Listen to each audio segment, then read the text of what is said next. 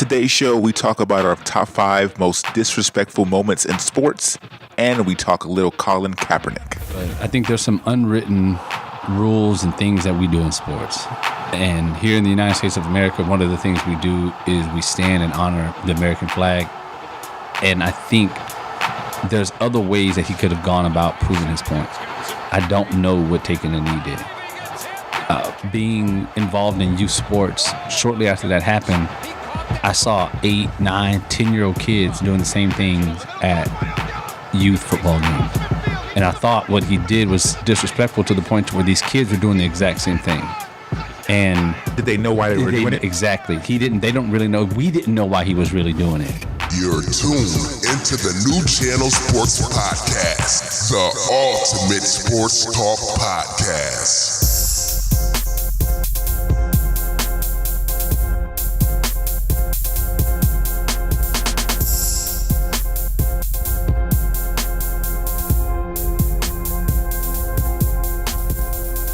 Welcome to another edition of the New Channel Sports Podcast. I am Onye, joined by Chris. What's good, y'all? I'm excited for this one. This one's gonna be good. Okay. What's up, Trey? Not much, man. How you doing today? I'm doing good. I'm doing really good. That's great to hear. I'm doing very good since I'm wearing a cowboy hat. Not today. Yeah, UNLV. Repping those running rebels. But, we got to give a shout out to Cowboy Nation, Laker Nation. We're back, baby. We're losing listeners every time you say that. Every single time. Speaking of listeners, guys, please subscribe to our podcast. Give us comments. If you don't comment, we can't get any better. So just leave some comments. Let us know what we're doing right. Leave 5 stars. The subject matter today, we're going to give you our top 5 most disrespectful moments in sports. And that can mean a lot of things, actually. But we're just going to go over those moments, and then we're going to reveal our rankings at the end of the show. And I'll tell you one of mine first. I had a tie with Serena Williams and John McEnroe. Serena Williams threatened to kill someone at one of her matches. I think if that's not disrespectful, I don't know what it is. It was a foot fault, I believe. The official called it, and Serena basically threatened to kill this woman. Y'all know what I'm talking about, right? Well, the umpire, right? The umpire, yeah. Yes. So I tied her with McEnroe, and you can pick a plethora of McEnroe's instances where he did something. Are You Serious? That's a classic one, and the one in 1984 out in, I forgot where it was, London or something. But you can pick a bunch of those. So I just decided to make them a tie as a disrespectful moment in sports history, John McEnroe was a legend at doing that. Here we go. I'm just saying. We had to bring him up, didn't we? It's disrespectful. That's why I had to bring it up. Okay. Come on, Trey. I'll give you that. It was disrespectful. Yeah. When you even bring up Serena hates to lose. We know So that. pretty much every time she loses, she says something disrespectful. I wasn't supposed to lose to her today. I had a bad day. So you could pick any Serena loss, which are rare, by the way, and she's probably going to have a disrespectful moment either during the match or after the match. Right. So that's just one of mine. That was disrespectful. That's not right. I'll go with one. This one is probably it's disrespectful, but it's also one of my favorite moments in sports history.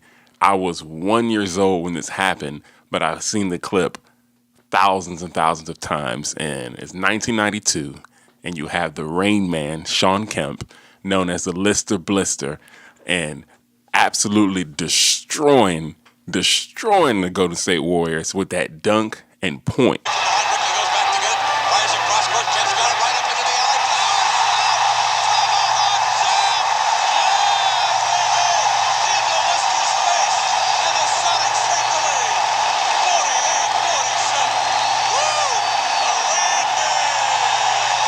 And people don't realize what even led up to that moment. It was a lot of that series was a hard fought series. I was only one, but that's one of those series where I went back and watched because Shawn Kemp was a beast. So he goes down the lane, catches the ball, dunks on this man. But that's not even the point. It's when he starts pointing at Alton Lister. Alton Lister. Yeah. When he starts pointing at this man, I mean, even as a kid growing up, I used to go to the gym. Even when I hit a shot on you, I was pointing at you just like the Rain Man did. I couldn't dunk yet. I'll give it a Rain Man point.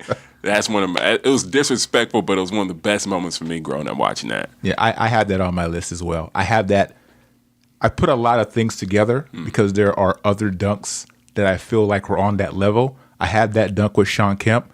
I have Scottie Pippen over Patrick Ewing in the, I believe it was Game 6 of the Eastern Conference Finals, where he kind of shoved him off after he dunked on him. That's one of them. And I also have Vince Carter in the 2000 Olympics, where he just jumped over this man. That's highly disrespectful. Who does that? And those dunks were, I mean, I could definitely see why you would feel that that's disrespectful, because that, to me, that dunk that Vince Carter made, that was ridiculous. That was more amazing for me than it was disrespectful. In basketball terminology, you weren't the guy he dunked over. Exactly. Okay. No one wants all that in their face, and that was scary to see. I too have the Pippen over Ewing. He didn't have to step over Ewing like that. He didn't have to, but he did. That was not right. But that was definitely something that I thought was very disrespectful as well. And Patrick Ewing still hasn't gotten over that either. You talking about wanting to kill somebody? He wanted to kill Scottie Pippen after Scottie Pippen did that. I searched long and hard, and I tried to broaden my horizons a little bit. But one of the things I take as being very disrespectful happened in the 2006 World Cup final. That was the I believe it's Zidane. Yeah. The headbutt, that was not cool. I mean, like that, to me, that's disrespectful. Like, just to blow your lid and you just can't, you can't contain yourself. And because you get a red card, like, I'm out of here anyway. So let me just administer this headbutt really quick. I thought that was wrong. He didn't flop on that headbutt? Well, no, he took the head. He took the head to the chest. Allegedly, though, the dude I think it was Maserati was a player. Yes, it was. So I think he was talking about his mother, and it was very personal. Oh, he earned it. Yeah, he deserved it. Was his mother or his sister or his daughter? What are those? He may have deserved it. He definitely deserved it. And I think he came out recently and said some of the stuff that he said to get the headbutt. But to me, that wasn't cool. That wasn't cool at all. But I think, in most sports, that leads to a brawl or a big old fight or something like that. But they don't want none of that in soccer, so the headbutt was enough. So in that situation, what's more disrespectful? Is it talking about his mom on the field, or is it the headbutt? The headbutt was disrespectful because I don't think that at any point in time in the game should have come to that. So, and at the time when we were watching, we didn't know what he was saying. We just thought the dude Zidane was crazy and just headbutt the guy. We didn't know. We just thought he was mad. But now, 8 years later, 10 years later, when the story comes out about what was really said, I think now, but to me, in my eyes, when I saw that, I was like, I cannot believe I saw that. Soccer players trying to act gangster. Like, that was... you never seen these soccer fights on YouTube? No. They use no hands. I saw the fans. No hands. It's all legs. They try to kick the crap out of one another. It's hilarious. Yeah, that was cool. But the headbutt is more disrespectful. I believe everyone's had someone talk about their mother at one point in time in their life. It's not a new thing. Or I think he claimed he spoke about his sister or something like that. But still, I mean, it's like one of those things in the playground as a kid. Like, your mom could make you mad or your dad could make you mad. And you could say whatever you want in your head about them. Like, oh, man, my mom's mean. But let someone at school say something about your mom, it's on. Like, it doesn't matter. It doesn't matter what she said. Especially Mr. Truth. Yeah. Like, oh, hell no. Yeah, exactly. You're going to get your ass kicked today. Exactly. And that's what he did, too. So that was one that actually made my list. All right. So I'll go into the next one I have on my list. This was talked about for eons where it happened. June 28th. 1997, the WBA Heavyweight Championship of the World was on the line. Tyson Holyfield 2. Tyson was getting his butt whooped for 3 rounds. So he decided to bite this man's ear off. One of the most disrespectful things I have ever witnessed in my life. That's the jab Mike didn't have in the first fight.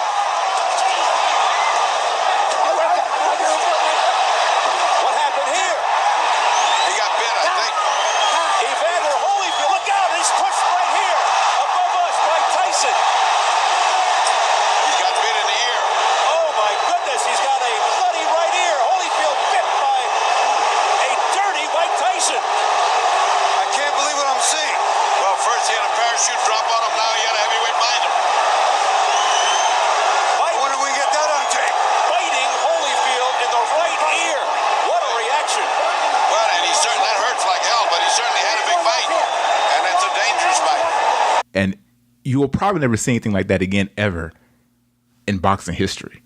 So when I saw it at first, I really couldn't believe it. And he did it. He did it initially, and I think it was it Lane Mills was the referee Probably at the time. He did it initially. Holyfield complained about it. He was like, "Okay, continue to fight," and the man did it again. He tried to bite his left ear off. So that was one of my disrespectful moments in sports history right there. Yeah, that wasn't cool. I mean, that was gory. I mean, that's just, you just take that L, and Mike Tyson wasn't trying to take no L. But he was the baddest man on the planet. It was supposed to be. Yeah, he was supposed to be. So I guess he couldn't take it. He's like, man, F this. I'm about to bite this man's ear off. That's one of those when you have to ask yourself as a man, what are you willing to do and what are you not willing to do? I personally I've taken a beat down. I'm going to be real with y'all. I've taken a beat down, but I haven't been beaten down to the point where it was like, I don't think I can survive this no more. It's time to dip. I think for Mike Tyson, he came to a point, he said, I'm not going to survive this. Let me get out. Mm-hmm. I didn't have that on my list. I really forgot about that, to be honest with you. Yeah, I forgot about the Zidane headbutt, too. Yeah, I really did. I forgot about that. There's a lot of stuff. And I knew, thinking about it, that there's a lot of disrespectful things that have happened. I just couldn't think about all of them. And I think it's also because, what have you actually witnessed? I saw the Tyson event, what had happened in front of my eyes. It was just like, you were in awe. Like, what? Did he just really just do that? Yeah, I think it was hard to, like, that couldn't have happened. Right. Yeah, that didn't happen. You're thinking that couldn't have happened. He just didn't do this. And then, you had this idea of Mike Tyson as being the baddest man on the planet. And then you go and do this. Now that kind of changed the way you looked at him, right? At first, he was like this badass boxer. Then after that, it was a moment to where it's like, he's falling off. He's no more that badass boxer anymore. He's just this guy that goes out there. It's a circus now when he was in the ring. At that moment on, it was a circus. The one I had on my list, I doubt anybody else has this, but it was probably my first big sports rivalry, the Sacramento Kings versus the LA Lakers. And I was a huge Sacramento Kings fan. Chris Webber, Vlade Divac, and them boys. And I thought they had the better overall team. And they also got cheated by the referee. Oh, come on now. Oh, they got cheated in that series. Oh, too. But it was when Shaq was getting interviewed, and he was like, the Sacramento Queens. We're not worried about the Sacramento Queens. Not at all. I'm not going to be doing this all year, going back and forth with them. Nobody cares that we won last year. It's a new year, so we just need to focus on the new year. But like I said, I'm not worried about the Sacramento Queens. Write it down, take a picture, send it to them. I don't care. That hurt me to my core, because not only would they go on to win the series, he called them the Queens. And the funny thing, that was so disrespectful because everybody in the NBA knew that when the Lakers and the Kings met, that was the finals. We all knew that. That was the NBA Finals right there. And the Lakers had to respect. They can front all they wanted to, but they had to respect. But to come out and call them the Queens, to me, that was a height of disrespect, saying, we don't respect y'all to call y'all the right name. I think that Shaq was the ultimate gamer, if you will, and he knew exactly what to say to get under those guys' skin. And that was in the glory days. And in fact, several of my things on my list have Shaquille O'Neal and the Lakers involved in that. But they were the Queens. If we were really the Kings, they were the Queens because they weren't better than us. You know what I mean? Like, they were next in line. They were like, so we were the Kings. They were good. They were really good. They were like 1B. They're like the Queens in that situation. As much as I love Robert Horry, and I do love him as a Rocket fan, that shot, I remember where I was sitting when he shot that shot. I was sitting down. The tip out? In the tip out, and he hits the shot. And I just remember looking at the screen, and I looked in the air. I was like, God, why? That's the first moment. I was like, why would you let this happen? It's a 2-point Sacramento lead. We're down to 7 seconds. Bryant putting a move on Christie. Rebound O'Neal. Coming up short. Horry for the win.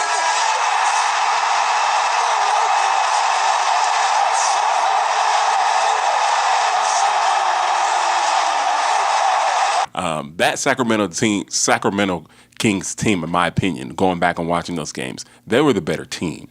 They were definitely the better team.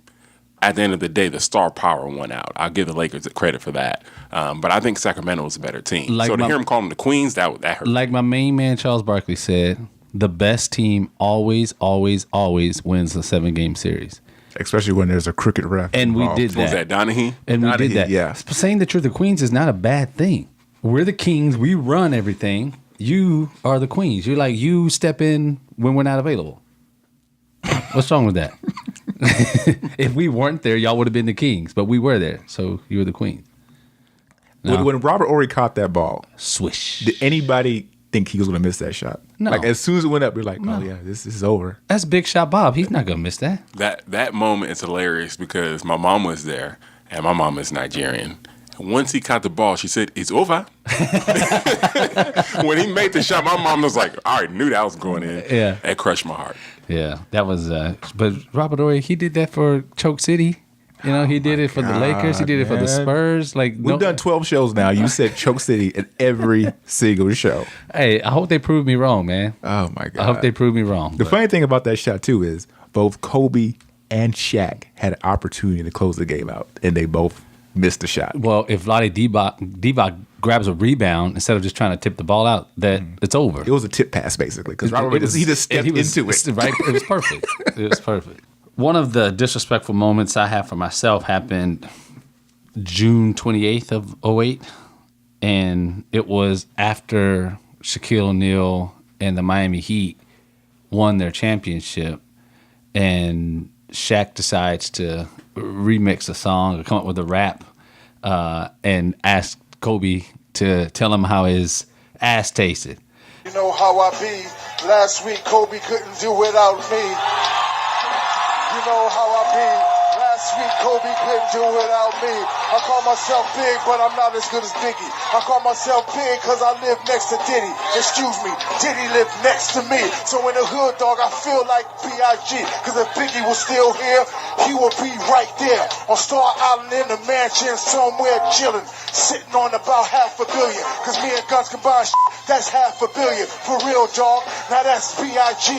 Ain't nobody in the world do it bigger than me. That's like a white boy trying to be more than me. That's like a homeless cat having more figures than me. That's like Patrick Ewing having more rings than me. That's like rappers having car strip things than me. That's like you saying to yourself you're better than me. That's like Kareem saying to himself he's better than me. Now stop, think about that. It ain't about that. It's about B.I.G. aka Big Shaq. Now that's the difference between first and last grade. Kobe, nigga, tell me how my ass tastes. Okay, Kobe, tell me how my ass tastes. Because of what happened since Shaquille O'Neal was able to leave, that was disrespectful. That was just flat out disrespectful, especially for everything that they accomplished together as a team. But Shaq knew what he was doing, and Kobe wasn't the only reason Shaquille O'Neal left the Lakers organization. Shaq, you know, he had something to do with that as well. But I think he didn't know exactly what Kobe had coming, and that Kobe would win a couple more rings without him. But for him to go and ask Kobe that and say like, you know what, look what I did without you, even though he had Flash, Dwayne Wade, one of the top 20 players of all time. It's that was disrespectful to me, and it's not just. I love Shaq. Shaq's one of my favorite players ever, but for him to come at Kobe like that was disrespectful. It was disrespectful, but it was hilarious when it came out. It was very funny. I think we can all agree Kobe got the last word in. Oh yeah, by winning back to back without him. But I remember watching that video, and I wasn't necessarily thinking what Shaq was thinking. I wanted to know what Kobe was doing at that moment. Knowing the competitor Kobe is, I can see him watching him like, okay, Shaq. I'm positive he went to the gym that night. I'm positive Kobe Bryant probably did that. But for sure, it was hilarious, man. I mean, I think it was. I laughed. I mean, I really did laugh. But I mean, and it was one of those things again. Like he was right. Like he was like, okay, look, this is you wanted me out. You wanted me gone. I'm gone. Look what we did.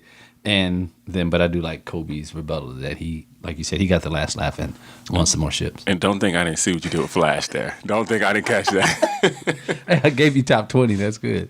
Trey's always trying to start something here, man. He always trying to say something to get you riled up. I'm just trying to stay calm and chill. I'm not going to say. Oh, I got something for you. I know what will get you riled up. Hey, I'm just going to call you one day, like, hey, you're off the show. I found a new co-host. Okay. Oh, so I have some on my list. Okay, the Malice in the Palace. Ron Artest run it up into the stands and punching pretty much a random fan. One of the most disrespectful things I've ever seen in my life. I remember exactly what I was doing that day. I was watching the game. In my back of my mind, I was like, Ben Wallace just stepped up to you big time. Like, he wanted to fight Rod Artest badly. But you chose to run up into the stands and fight someone because they threw a cup at you. And it made it look terrible. It was very disrespectful. When I was watching, I thought it was one of the most hideous things I've ever seen in my life. Fans running down to the court, trying to fight one another. What's his name? Jermaine O'Neal damn near knocked the crap out of somebody. It was horrible. It was horrible. It was bad to see, but I think at some point in time, at that point, fans began to realize that these are athletes. These people could, if they wanted to, they could whoop us. Like, they were whooping ass. I mean, they were coming down there one by one. Artest was ready. Jermaine O'Neal baseball slide a punch into someone. It's like a Street Fighter move, basically. What he did. I think he got injured because of that. He missed a couple games. He probably did. But he probably did. But what's so funny, like, Charles Barkley has that list of people like you don't mess with those people list, and that list, and he's got Ben Wallace would be on that list. Yes, like with Ron Artest. Yes, Ron Artest. I would have loved to see that fight. Steven Jackson would be on I would not want to mess with Steven Jackson. Like, he's crazy. But the funny thing about that is, and this was something I heard recently, but on the way back to the locker room, allegedly Ron Artest asked Steven Jackson, Jack, do you think we're going to get in trouble for this? Yes, I heard about that. That was in a documentary, wasn't there? Something? Yeah. I was thinking to myself, how weird do you have to be to think out, like, are we going to get in trouble for just going to the stands and whipping people? That's like asking them, I'm going to start next game, right? Yeah. It's the equivalent to that. That's hilarious. I think the sad thing from that fight, number one, I don't think Ben Wallace ever gets enough of the blame for what happened. Because when you watch the game was out of hand. It was over. And Ben Wallace was upset. And particularly that year, the Pacers, I thought they were going to the finals that year before that happened. So that sucks for them. But like you said, what I learned most from that was if I'm going to a game, I'm not stepping on the court for nothing. I'm a diehard Houston rep, okay? But don't roll your eyes over there. But if something happens where anybody from the NBA comes to the stands, I'll be like, hey, I had nothing to do with it. I'm not going to get myself into that. I'm just not. The Rockets aren't about that life.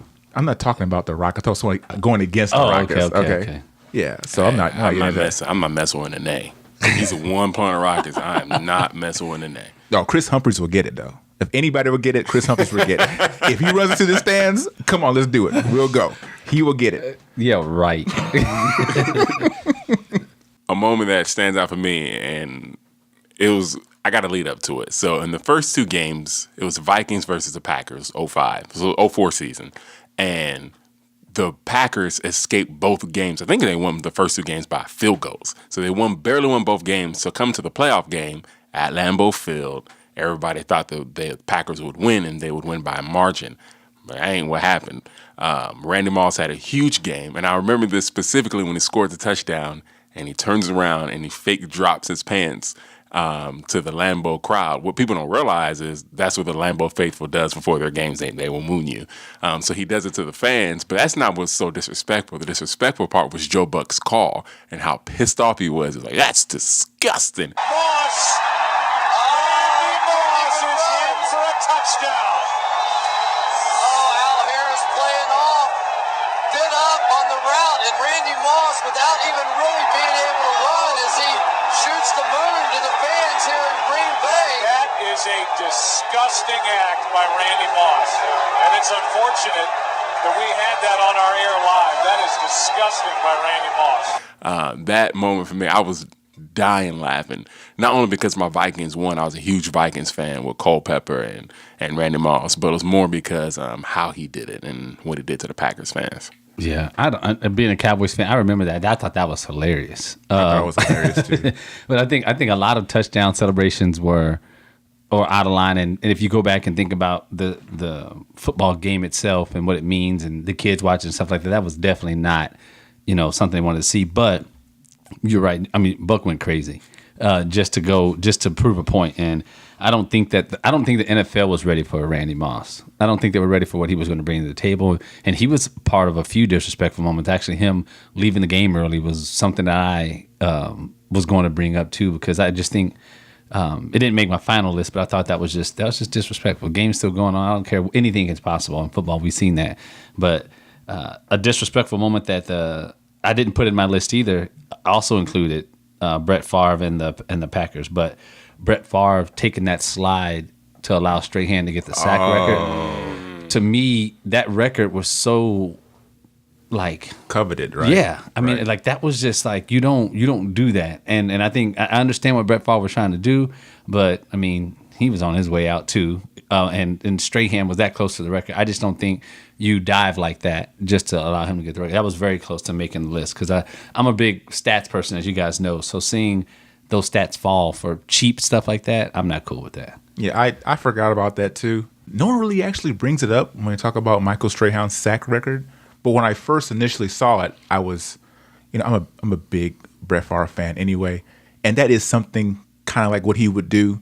He makes it seem like it's something that I guess he helping the game or something like that, but he wasn't helping the game doing that. No, not at all. I think some people argue that was classy. Right, and that's what I think he thought it was. Yeah, but I didn't see it that way. Not a record. I mean, like I don't think for a record you don't do that. I mean, like in baseball, if you're getting ready to break a record, they're pitching around you. They're not gonna let you. I mean, when McGuire and Sosa approached the record, they were walking them like, "You're not getting that on me." Like, I don't think so. In basketball, when Devin Booker was going for 70, they're like, I don't think so. Like, not on me, you're not doing that. I don't know why you brought up the Devin Booker game. That should make my list as disrespectful. These boys celebrating when they lose and he's scoring 70. That's disrespectful. That is disrespectful. But you're like, man, I'm not going to let you, not on my watch. And maybe it's just old school of me. But the other thing that made my list was June 1st, 2001. I told you I had a few Lakers things in it. But when Iverson made that bucket on Tyronn Lue and then stepped over my man like that. I know we talked about it with Pippen and Ewing, but that even in hip hop and kids culture today, that's popular. That look that Iverson had on his face and what he did, that's still memed today. And that's how iconic that was in my opinion. He was wrong for that. Lakers were obviously a better team. And that was the first game, though, right? Yeah, and the Sixers went on to lose the series, but it was still not. I mean, like, poor Tyronn Lue. And at the end of the day, you talk about having the last laugh. I think Tyronn Lue's probably having the last laugh now with his success in the NBA. Definitely not a better playing career, but that was wrong, AI. That was wrong.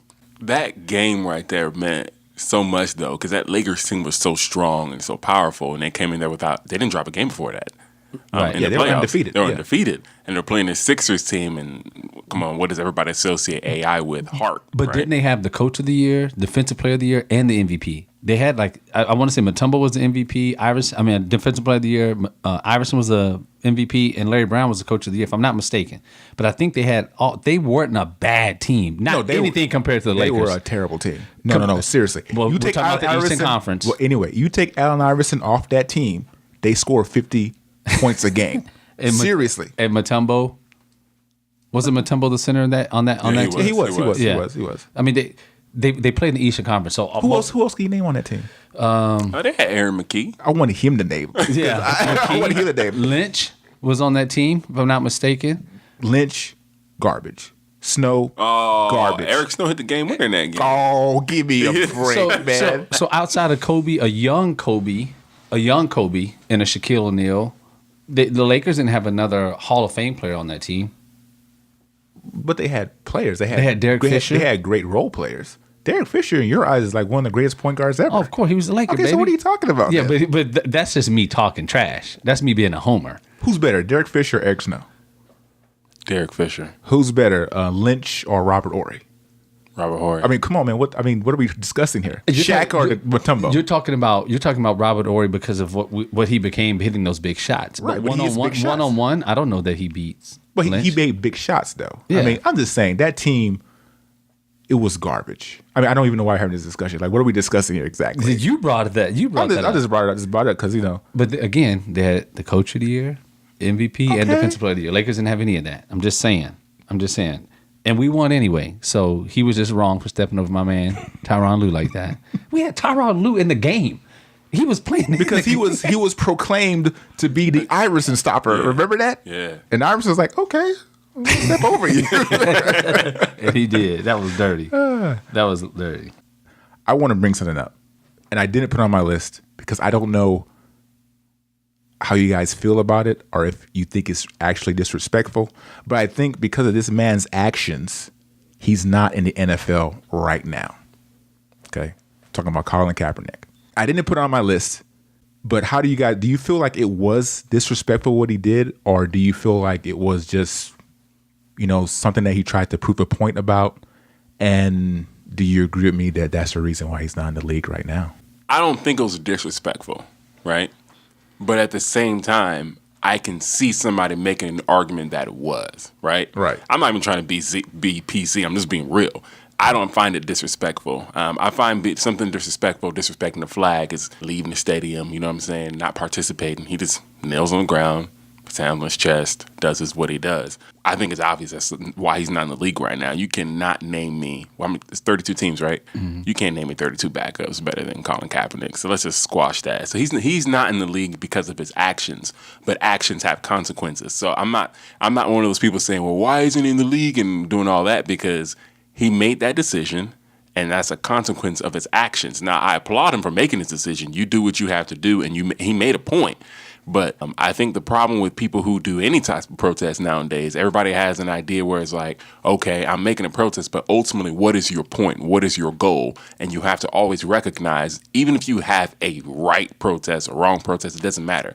Any type of protest has consequences. So if the question is he not in the league anymore because of that? Absolutely. I don't think any GM or any owner could tell you with a straight face differently.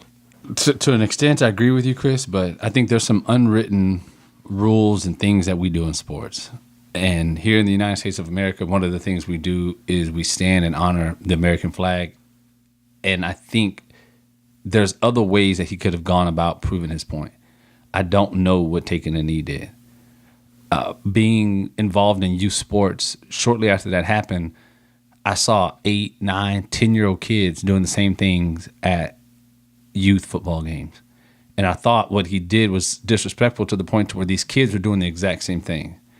And did they know why they were doing it? Exactly. They don't really know. We didn't know why he was really doing it. And now that he's not in the league, how much attention is he bringing to that now? Now would be a perfect time for him to say, you know what, I'm not in the league. Now there are no consequences for me doing this. Now this is what I'm trying to do. This is what I'm starting. And I'm sure he's donated money and did all these other types of things. I'm sure. But it's not the platform that he had. The platform that if he really wanted to go about doing it the right way, the platform that he had would have allowed him to reach the masses. But because he decided to do it the way that he did it, now who is he going to reach out to? I will say this. I thought he did reach the masses because pretty much every major media outlet, from ESPN to CNN, was covering what he was doing, and people were using that as an offset to talk about the movement he was trying to. What was the movement? Right. I think that's the point, though. What message did he deliver? The message I got from that now is that he just kneeled during the national anthem. The message he was trying to deliver was support for, I guess, Black Lives Matters or whatever, for that. But no one talks about that right now. Right. All they talk about is that he kneeled. I understand that. But I'm saying when it first happened, people were talking about that. They were. But at the end of the day, I just think, me personally, I think it's too easy to criticize him and saying, oh, what's your end goal? I think he had an end goal. And it was just get the word out, which he accomplished. I just think there are a lot of copycats, kind of to Trey's point, where people are doing it and you see people doing that at soccer games and doing it so you ask them, why are you doing it? I'm doing it because Cap did it. I'm really just defending Cap. You know what I mean? And then it loses its purpose, but I can't blame Cap for people not understanding, right? If you deliver a message and people don't understand it, which happens, I don't know, every day, I can't blame the person giving the message. I can't do that. So, Trey, did you think it was disrespectful, though? To me, and it may just be because I don't live in this fairy tale world, right? I wake up every day knowing that I'm a black man in this world. And so in my professional life, personal life, social life, I have to deal with that every day and deal with whatever comes with it, right? I get that. So I'm not naive to the fact that the way that I look, the way that I talk, my family, all that is looked at and judged differently. Whether people want to believe it or not, it is what it is. That's just something I've come to accept. But at the end of the day, in my opinion, I live in the best country in the world. I get a chance to do things like this. I get a chance to go to sporting events. I get a chance to be with my friends and family, and I get to say pretty much what I want to say, knowing that there's going to be some consequences. And I just wish that he would have recognized that too. What we need more people like Colin Kaepernick, not being afraid to stand up for what you believe in, but ultimately making sure that the influence that you're trying to make and the platforms that you have, that you're using them. And I didn't put this on my list because I didn't want to get into something right. And I don't want to talk about it, in depth about it. Right, I just want to know. I think it was disrespectful. Disrespecting that flag to me. I mean, if you would have seen me on the 4th of July, I look like a walking flag probably. And I made my family go out and get that stuff because I love this country. I don't love necessarily the people that lead it all the time. Right. I don't like the decisions that they make. But at the end of the day, I love like America. Family, right? And I wouldn't live anywhere else. Right. I wouldn't want to live anywhere else, no matter what. So to me, it was disrespectful. Okay. I didn't necessarily think it was disrespectful because it was his choice to, but it's whatever. I go into my next disrespectful moment in sports. 1991, Bulls versus the Pistons. The Bulls sweep the Detroit Pistons. They were the bad boys. 7.9 seconds left. Isaiah Thomas, Bill Laimbeer, Mark McGuire, they all just walk off the court.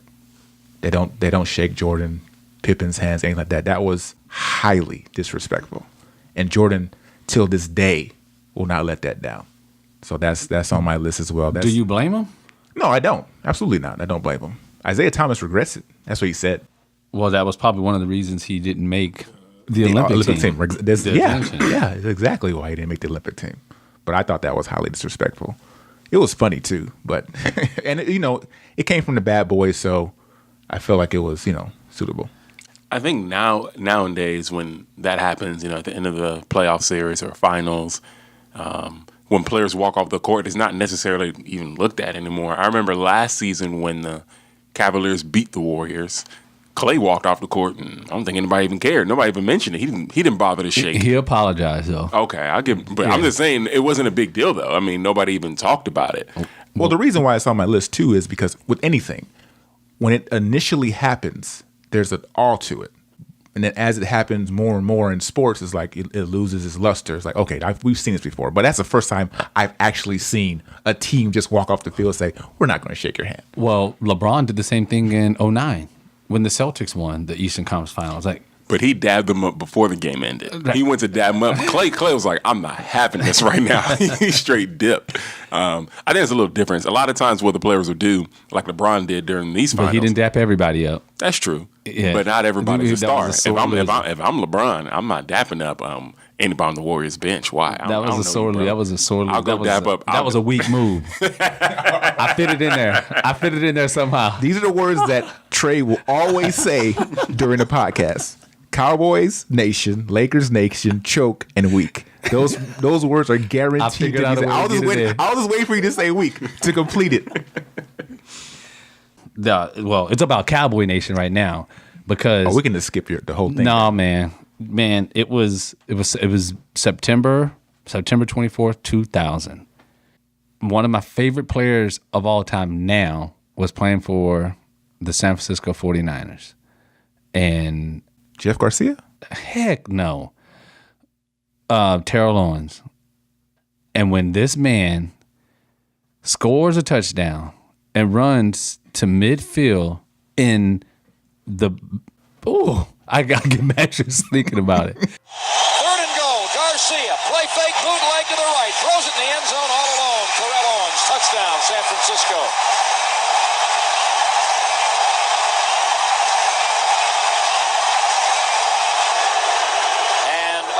Draws more boos by standing in the middle of the blue star and looking heavenward and spreading his arms. When George T. came and tried to tackle this fool for standing in the middle of our field. Now, I've done that pose once he became a Cowboy. I did that. But that, to me, was the most disrespectful thing I have ever seen in my life. You don't do that.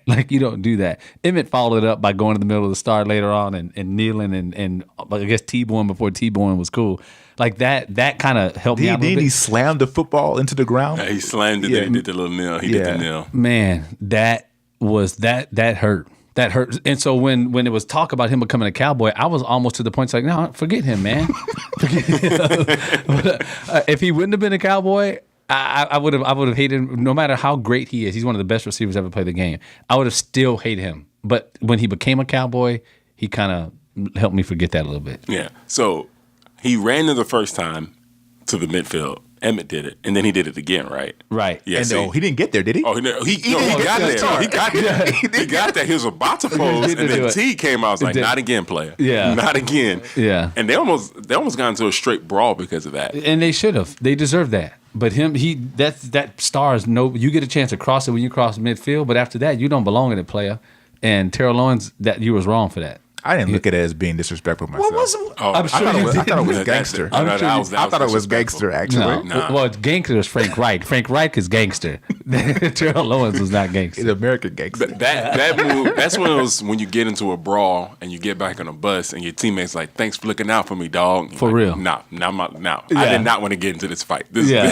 Not for that. Not for that. That just hurt, man. That really hurt. I thought it was entertaining when I saw it. I'm I sure really you did. I was sure like, you did. Yes, finally, someone's going to stand in the middle of this star. I thought it was funny. I'm sorry. Don't look at me like that. Unbelievable. Unbelievable. Well, I named my top 5. I think I did. Top 5. Yeah, I named my top 5. Well, my top 5 would be all over the place now, thinking about some of the things that I didn't think about. But I think we all had a chance to name them. Yeah, there are some other instances that I was thinking about. I was going to say something about the Kings, Lakers, Kings and Lakers, but it was more so about the ref. In hindsight, what he did was disrespectful to the game. That's what I was going to say about that. Because you can't do that, man. Bet on games and stuff like that as a ref. So I thought it was disrespectful. But That is pretty disrespectful. Yeah. But I mean, if you think about it, there's a lot, that won't ever make some people's top 5 lists that are very, very disrespectful to others. And I mean, man, I just think about all the rivalries and the people dissing people, when T.O.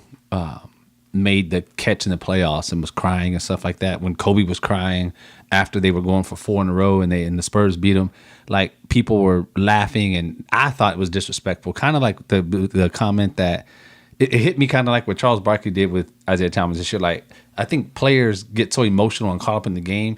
I want those type of people on my team. Like if you lose in the same night you're in the club chilling like nothing ever happened, I got a problem with that. Yeah, right. When I see players, especially professional athletes and college athletes, like just so caught up in the moment and they're crying because they lost like that, you don't see that often. Those are the players that I want on my side. Those are the players I want on my team. And to me, it was disrespectful for people to really, really go at them. Even though now looking at it, you're like, dang, is it that serious? Yeah, it is. Yeah. 4 championships in a row. Well, we probably won't. Well, we might see that now with Golden State, but we probably won't see that again in basketball. Mm-hmm. And they were on the brinks of being able to do that.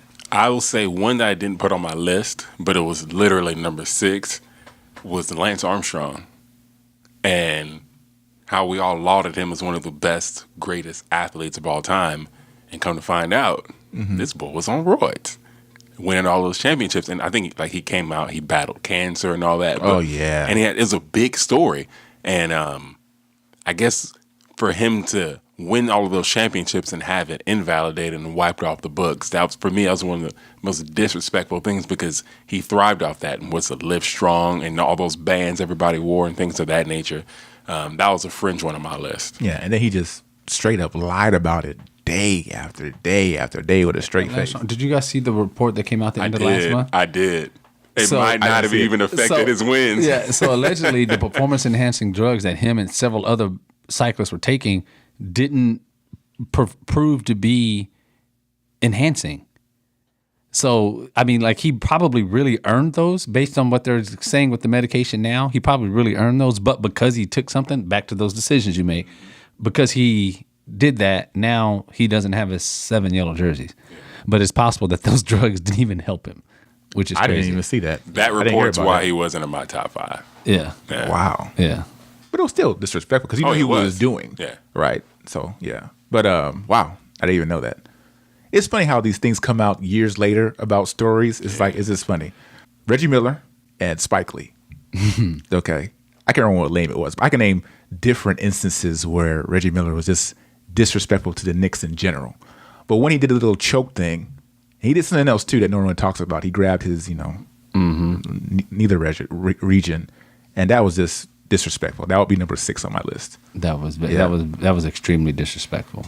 Extremely disrespectful. One that didn't make my list that almost made the list for me was the whole Ray Rice situation. Being that it wasn't sports, that to me was the ultimate disrespect, not only to his marriage and his wife, but also to the shield.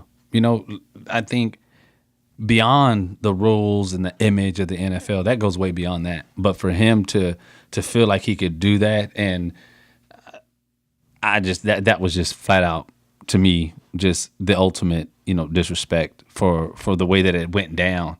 And I'm not a part of I don't know what happened. I don't know. I wasn't there. I see a few seconds of the videotape about what he did. I don't know anything like that. I'm not picking sides, or what he did was wrong. What we saw was wrong. And I just thought that was just disrespectful. You're talking about people not being in the NFL for, 30 seconds, a decision in 30 seconds ruined that man's career, possibly ruined his marriage and what his wife has to go through on a daily basis. To me, that was just uncalled for, and I'm a firm believer in like second chances and stuff like that. But even I believe really forgiving and everything else was like, man, after that, that's hard. That's really hard, Ray. And that's the bed you made, and you got to lie in it. With that one, I think that's one of those where if the video doesn't surface, he's probably still in the league. Probably. Unfortunately. No, he is. He is still in the he's league. still in the league. Because they suspended him for 2 games. Right. When there was no video leak. Then as soon as the video linked, he was suspended indefinitely. Right. Yeah. And never to be seen again. Yeah. Right. So he would have been playing the league. If there was no video, he would still be playing the league today. Yeah. So that moment when you talk about the shield kind of reminds me of the T.O. moment. When they were talking about him possibly battling depression, and his publicist came out and she said, what did she say T.O. has? I think it was 80 million or something like that. 80 million reasons why not to have that. Even as a kid, I froze for a second. It's like, so you're saying money is what's going to lead you away from being depressed or something like this? Like, is she serious? I think they fired her the next day. Yeah. That is the dumbest thing I've heard in my life. Yeah. But that was more disrespectful, even to just athletes in general. So when I heard that, that was one of those I considered putting on my list, but it's really a fringe thing because it's not necessarily a sports thing. It was his publicist, but it still dealt with T.O. Absolutely. Yeah. Absolutely. I think the Ray Rice is on the fringe too. It's kind of a little bit outside of sports, a little bit, but I got what you were saying. Yeah. With the whole thing, yeah. And there are a lot of things like that. Michael Vick and the whole dog thing. People, they're listening to this and they're dog lovers. Like, why haven't you said Michael Vick and the dog killing thing? That was very disrespectful. But that's outside of sports. I think it's not something that actually happened on the field. So. Yeah, that's one of the reasons I didn't bring it up. But I think about that often. Just thinking about what he, the decisions that these guys make, and as young black men, I just, not that I like young black men better than I like, any other race, but to see them make those types of decisions just hurts. Yeah. It just hurts. It hurts. Yeah. Well, that's life though, Astros winning 10-0, by the way. The Astros are raw.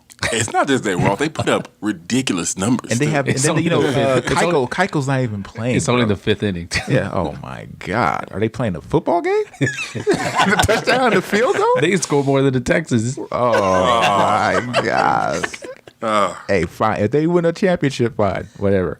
They're gonna win the chip, bro. They have to. I mean, I would love them to, but I'm scared to see the playoffs, man. I really am. I need some of those tickets you declined, man. Hey, I'm going to let y'all know right now. If you have free tickets to an Astros game, don't bother giving it to me because I don't want them. If it's a playoff game, I'll take it. I'll take a playoff game. The playoff, as far as the level of intensity, this is with any sport. But for baseball, it goes way up. The best playoffs in sports. No. I don't agree with that. Best No, playoffs sir. in sports. I don't believe No, that. sir. I'm telling you, Absolutely baseball not. is the best playoffs in sports, brother. How you do it?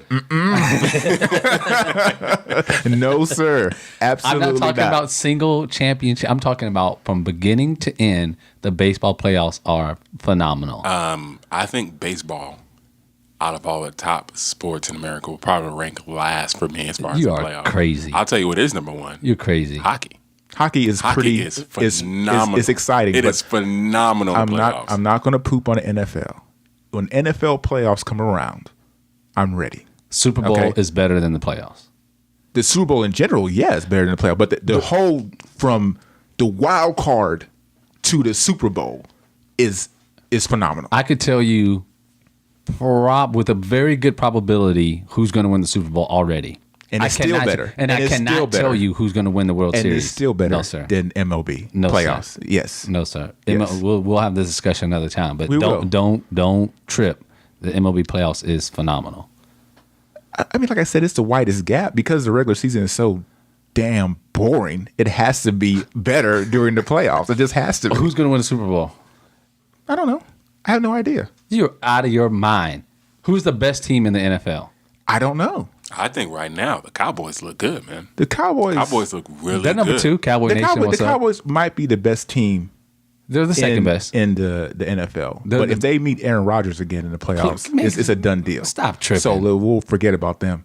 Y'all forgetting about the Texans? Okay, they have the best. That wasn't a joke. This is not jokes. This is real life here. The Texans had the number 1 defense in the league. Okay. And y'all beat the Raiders barely without Derek Carr. Hey man, I gotta rep my Texans. What's the name of your quarterback? Deshaun Watson? No. The starting quarterback. As of right Deshaun now. Watson. He doesn't. Tom Savage doesn't know it yet, but Deshaun Watson is the starter. I don't know what all this 6-game thing is. Just put Deshaun in there, man. We'll talk about that later too, because that's starting to piss me off too a little bit. So anyway, my number 1 was going to be 1991 Pistons and Bulls.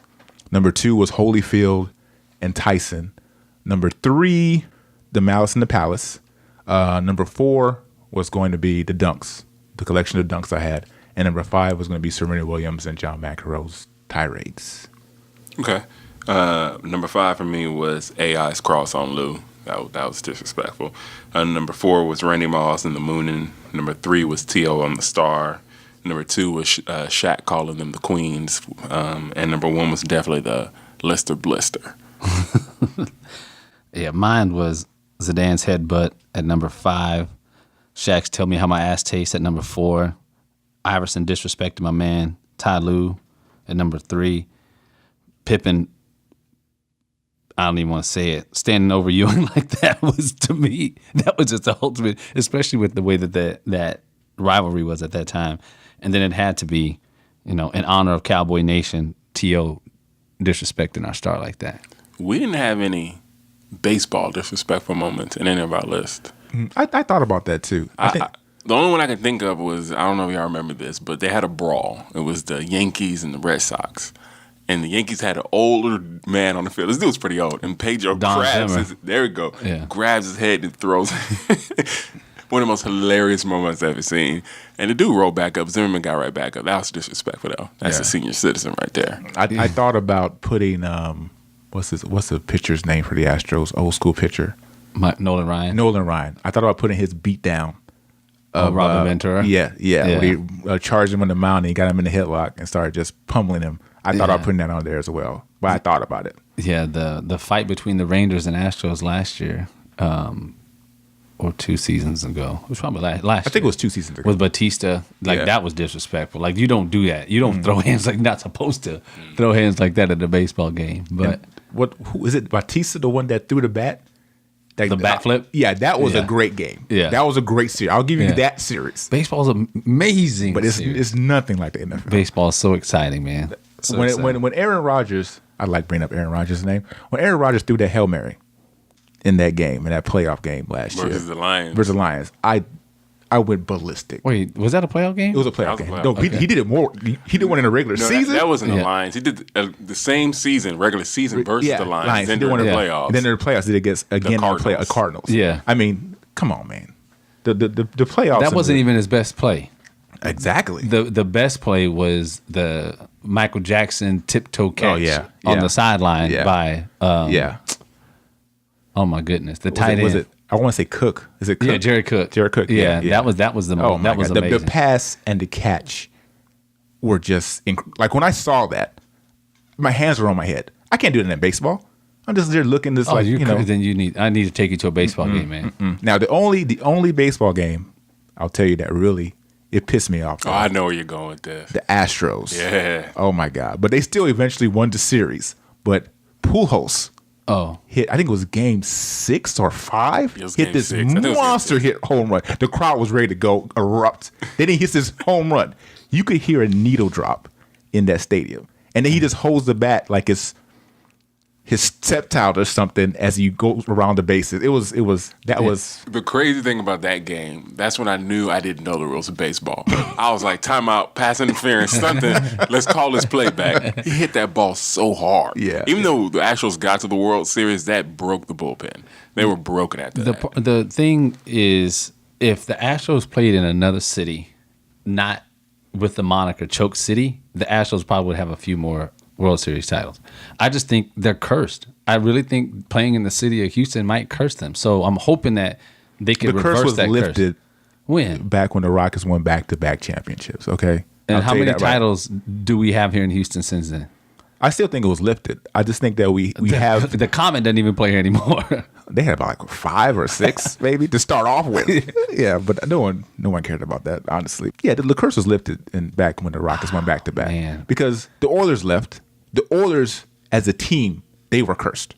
Will there be a Houston world title this decade? I already told you what's going to happen in the next 4 years. So the Dynamo don't count? So put that out there. No, they don't count. I already told you what's going to happen in the next 4 years. Okay, we're in the golden age of Houston sports. Okay, we're going to have. We might need to count the Dynamo. We might need to count them. I don't see why not. The Dynamo's a good team. Because they're not. They're a good team, but no one. The streets, like if the Rockets win a championship, the streets are going to be filled with people celebrating. If the Texans win a championship, no one's going to work for a week after that. No one's going to work. No one's going to school. We're going to be celebrating for as long as we can. But with the Dynamo one, it was like, oh, okay, back to work the next day. You know what you should do? You should like grow your beard out until the Texans win 2 playoff games. How long do you think your beard would be? Does last year count? No. Why not? No. Like going forward, just grow your beard out until they win 2 playoff games. How long do you think your beard would be? Well, like when do you think you'd be able to cut it off? After they make it to the finals of the AFC championship game, then that'll be it. I'll cut it off because they'll win 2. So you're talking of 2018 or 19? 2018. Okay. Ain't happening. Yeah. Go Texans. I mean, who's going to compete with the Texans this year besides the Patriots? Who else can you say for sure? If the Texans make the playoffs, the Raiders. Okay, like if the Texans make the playoffs, right? You're assuming that they are the AFC South champions, right? So that means Deshaun Watson has to be playing pretty well. No, I'm just saying, if they make the playoffs, there is no team besides the Patriots, if they're still doing what they're doing, that can just for sure say it's better than they are. I think the Steelers I think about putting there too. I'm not for sure saying that they're better. Ben Roethlisberger. You don't think the Raiders are better than the Texans? Honestly. Okay, they might be better than them, but I can't say for sure. I'm not going to bet my life on that they're going to beat them. Okay. Same thing with the Pittsburgh Steelers. If Ben Roethlisberger can stay healthy, I don't think he can stay healthy for an entire year. Him and the running back. And J.J. Watt will? Jadeveon Clowney will? Okay, look. J.J. Watt is just now getting back off of back surgery, so we don't know what's happening with him. That was his first major injury. Clowney, hopefully, that's behind him. And if those two things are, even if they're not, all the teams in the NFL have questions, right? Except for the Patriots. Question is how many championships they're going to win, So, but I mean, there's no team that scares me. None.